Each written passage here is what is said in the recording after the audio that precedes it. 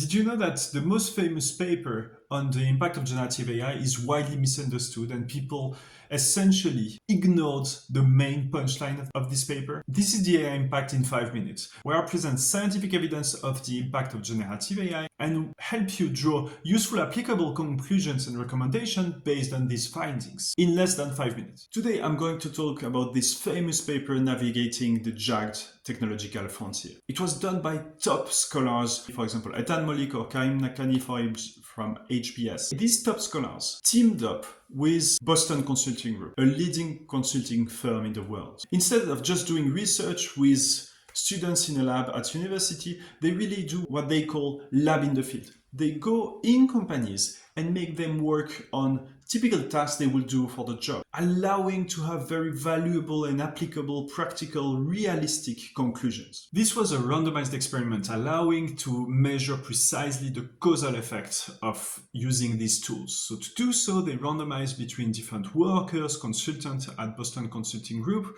where some consultants had access to ChatGPT and others didn't. And the main punchline that most people report is that on average, those with access to ChatGPT worked faster, did more tasks, and with higher quality.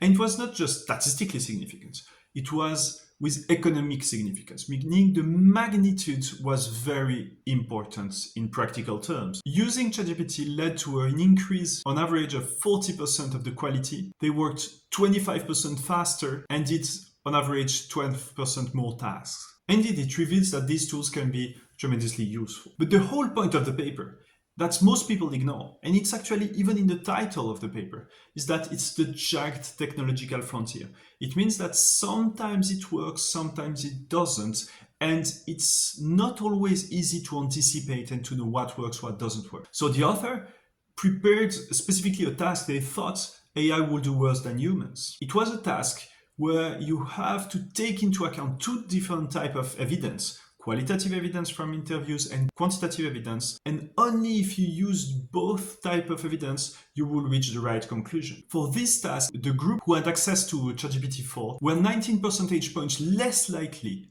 to reach the right conclusion. And interestingly, the quality of the explanation was higher, even if they said the wrong explanation. Using GenAI allowed them to improve the quality of the recommendation in terms of structure and presentation. So I see these results as a call to be very careful with the implementation of generative AI and what do we delegate to AI. In particular, it seems safer to break down tasks and just use AI to augment your work on very well-defined smaller tasks rather than trying to automate larger multidimensional complex tasks as it was revealed in this paper. We can always question what we call the external validity. To what extent can we extrapolate those results?